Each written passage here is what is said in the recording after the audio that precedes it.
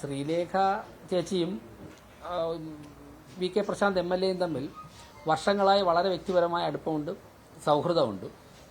അവർ തമ്മിൽ പല കാര്യങ്ങളിലും ഒരു പോലീസ് ഓഫീസർ എന്നുള്ള നിലയ്ക്കും അദ്ദേഹം അന്ന് മേയറായിരുന്നു, അതിനുശേഷം എം എൽ എ സമയത്തൊക്കെ തന്നെ പല കാര്യങ്ങളിലും ബന്ധപ്പെട്ടിട്ടുണ്ട്. അപ്പോൾ ആ ഒരു സൗഹൃദ വച്ചിട്ട് എൻ്റെ ഓഫീസ് കുറച്ച് സ്പേസ് കുറവാണ്, താങ്കൾ എപ്പോഴെങ്കിലും ഒന്ന് മാറുന്ന ഒരു സാഹചര്യം ആലോചിച്ചിട്ട് സമയമെടുത്ത് മാറുന്നൊരു സാഹചര്യം കൊണ്ടുവന്നു. ഇന്ന് ഫോണിൽ ചോദിച്ചു, ഫോൺ കൊണ്ട് അത്രമാത്രമാണ് അവിടെ ഉണ്ടായത്.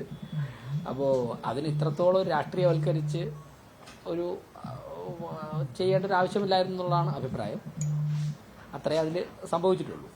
അതായത് ഒരു വനിത ഒരു കൗൺസിലറായിട്ട് വരുമ്പോൾ അവരെ കാണാനായിട്ട് വ്യക്തിപരമായിട്ട് വരുന്നവർ, ഇപ്പോൾ ഞാൻ മനസ്സിലാക്കുന്നത് അവിടുത്തെ ബാത്റൂമിൻ്റെ സൈഡിലൊക്കെയാണ് ഫയലും ടേബിളും ഒക്കെ വച്ചിരിക്കുന്നത് ആ കൗൺസിലറുടെ ഓഫീസിൽ. മധുചേട്ടൻ പുരുഷനായതുകൊണ്ടും അദ്ദേഹത്തിന് അത്യാവശ്യം പ്രാഥമിക കൃത്യങ്ങളും കാര്യങ്ങളൊക്കെ ചെയ്യാനൊക്കെ അവിടെ തന്നെ പോകാനുള്ള വീടൊക്കെ അടുത്തുള്ളത് കൊണ്ടൊക്കെ തന്നെയാണ് അദ്ദേഹം ആ ഓഫീസ് ഉപയോഗിച്ച് പോയത്. അപ്പോൾ ഇവർ വന്നപ്പോൾ അവർ തമ്മിലുള്ള വ്യക്തിബന്ധം വെച്ചുകൊണ്ട് ചോദിച്ചു, സമയമെടുത്ത് ആലോചിച്ചിട്ട് എന്നാണ് ഞാൻ മനസ്സിലാക്കിയത്. ശ്രീലേഖ ചേച്ചി എന്നെ വിളിച്ചിരുന്നത് കഴിഞ്ഞിട്ട് വാർത്തകളൊക്കെ വന്നതിന് ശേഷം ഞങ്ങൾ സംസാരിച്ചിരുന്നു.